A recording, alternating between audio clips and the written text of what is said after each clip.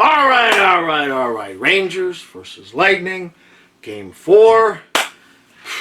Nothing, no pressure. Nothing big about this game. Nothing at all, right?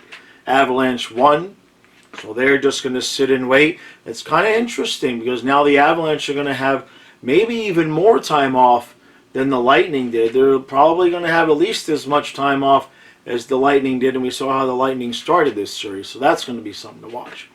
All right, as far as tonight is concerned,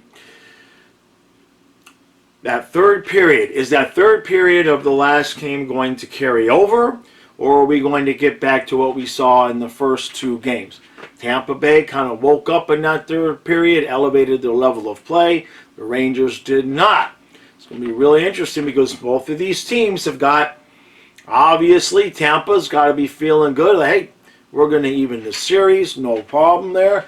And on the other hand, the Rangers, if they win tonight, they can eliminate Tampa Bay at home in Game 5. So that's got to have some motivation there. And look, I mean, once this series gets tied, it's anybody's ball game, as they say. Even though it'd be a 3-game series with 2 in New York, Tampa ain't afraid to play on the road in the playoffs, right? So, which Vasilevsky are we going to see?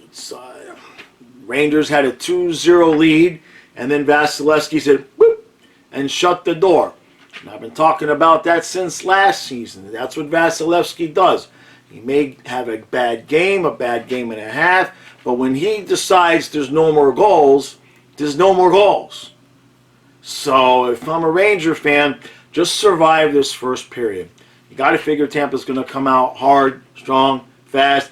Expect some chippiness, but expect that both teams to maybe kind of, how should I put this, push the envelope a little bit and see if the referees are going to call a tight game or if they're going to let them play. I think that's going to affect how this game goes heavily. If the referees are going to be calling everything, I think that kind of favors the Rangers a little bit because if they let them play, so to speak, Tampa's been known to take some liberties and, really skate along that edge. So, all right, what am I thinking? Well, I'm not predicting the overtime. I got that out of my system last night, luckily for all of you. I can't bet against Tampa in this game. Somebody came on the stream, they said 4-2. I think they predicted the Rangers. I have a feeling we're looking at 4-2 Tampa tonight. Get it evened up, get it back to New York. But like I said, Rangers, if the Rangers win this game, I believe that not clinches the series, obviously. But if the Rangers win this game, Tampa's got to win 3 straight with 2 in New York. I don't see it.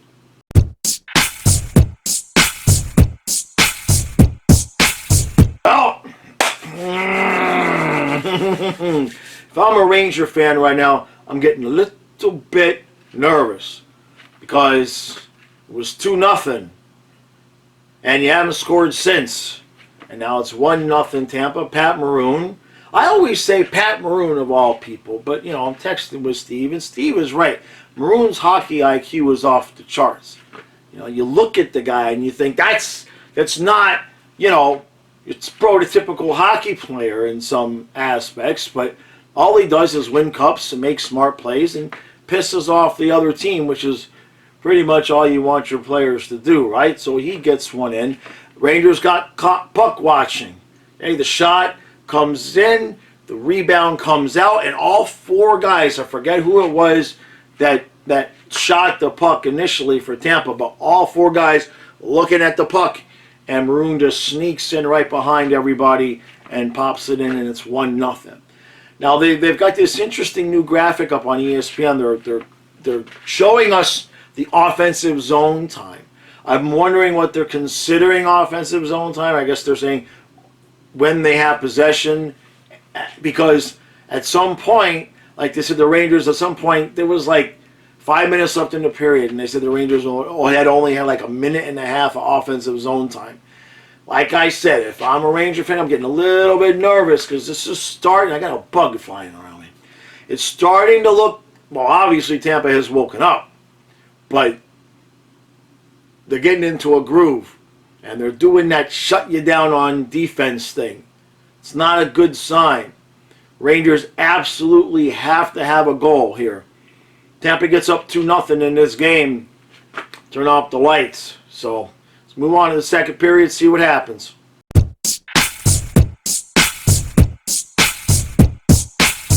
Alright, well, oh boy, Rangers. It's 2-0 Tampa. It's not good. It's not good if you're a Ranger fan. You had that 2-0 lead, and Vasilevsky and company have completely shut the door since then.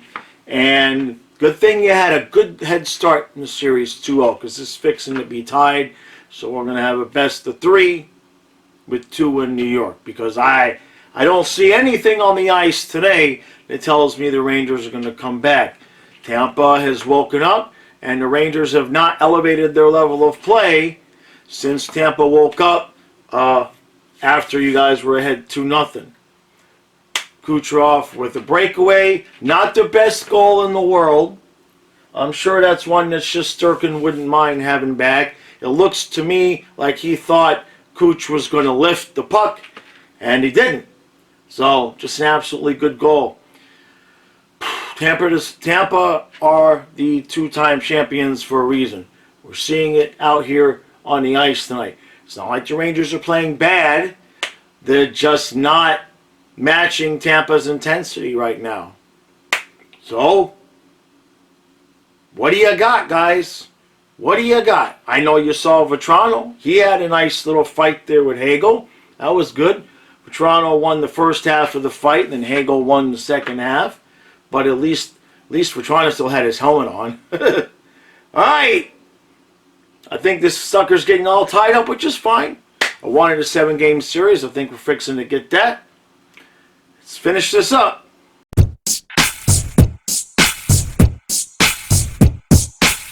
Well, just like that, everything is even back up.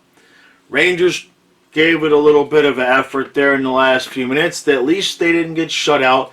They did get one against Vasilevsky, so, you know, it's a minor thing. It seems like a minor thing, but at least they don't have to go home into Game 4 with the whole they haven't scored in however many minutes that they keep mentioning on ESPN. So, Tampa, once again, refuses to die.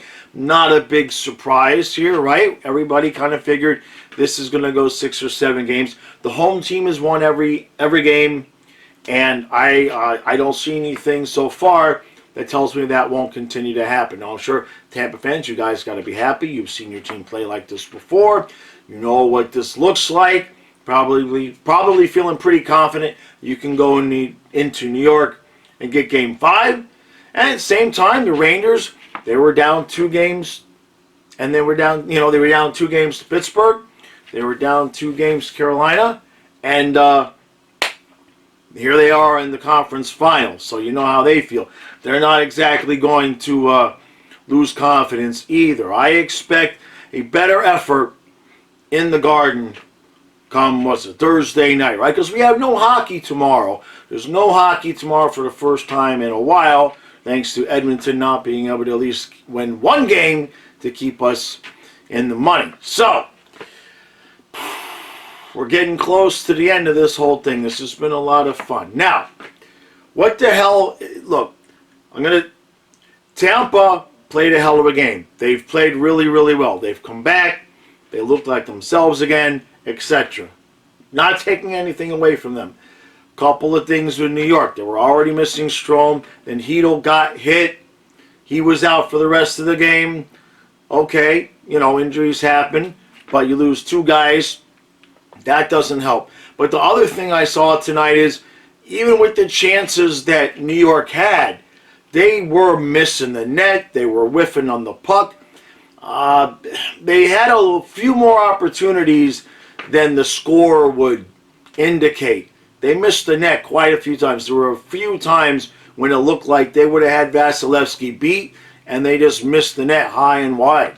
So, whether or not that continues is another story, but I don't think that, how can I put, Tampa Bay looks so much better than they did in the first 2 games, but at the same point, I think this series is still pretty evenly matched, and I think going back home to New York. I think you'll see a little bit more of an even game. But the Rangers are going to have to up their level of play. All right? There. I said it after the last game. I think maybe they got a little bit complacent. They had a 2-0 series lead. They had a 2-0 lead in the game. And then Tampa turned it on. And the Rangers have not matched. They turned it on here in the last 2 or 3 minutes, maybe 4 minutes of this game, and they got one back. But the other thing is power plays. New York has been living on the power play. And you guys know I'm not a big blame the ref type of guy, but apparently Tampa Bay played a perfect game until somewhere midway through the third period when it was already 3-0. And then when they finally did call a penalty, they still managed to give 2 minutes to New York at the same time. And then they called another penalty. And before you knew it, Tampa Bay was on the power play. So I'm not saying the refs were ticky-tack. I'm not saying anything bad. I'm just saying maybe the Rangers need to work harder because the refs are not just going to give them power plays. So put it that way. So, all right. I love it. I love it. Good series. Good games. This is nice. At the most, we got 3 left. And then we've got the finals. So the longer these games go on, the more hockey that happens, the better it is. So my request is these last 3 games, I want them all to go to double overtime. The last 3, all of them, double overtime. It's been a while in this year since we've had a double overtime, right? Has anybody in the Eastern Conference? I believe the Canes did. Not against New York. It's been a while. Let's just put it that way. I think it's at least been since the first round since there's been a double overtime game. So that's my request for the rest of the way. Double overtime. All right. Stu and I will be back in the morning. And then no live stream tomorrow night because there's no game. So I've been kind of used to doing the streams 1 hour before the game. That will obviously not happen tomorrow. But don't worry. There'll be plenty of content. And like I keep saying, as the games end and the season is over, there will still be plenty of content coming. I'm not going to stop that. And I will find reasons, excuses to live stream as well. I'm not going to just stop streaming because we all have a lot of fun. Everybody likes to come out and we have a good time. So I'm not going to stop that either. We're just not going to stream tomorrow night. Tomorrow night, I'm actually going to do that dirty word called take a night off. Imagine that. So, all right. Appreciate all the support, all the new subscribers. Thank you so much for coming out. And Stu and I will be seeing you bright and early first thing tomorrow morning.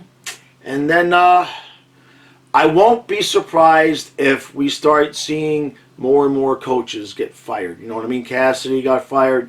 So I think this next couple of weeks, this is when we're going to see everything happen. So whenever something comes up, I'll see you guys in a video about that. And hopefully these damn bugs. Hopefully my Panthers will let us know what we're doing, right? Just tell us yes or no. Brunette is staying or going. You've had enough time, Zito. Let's go.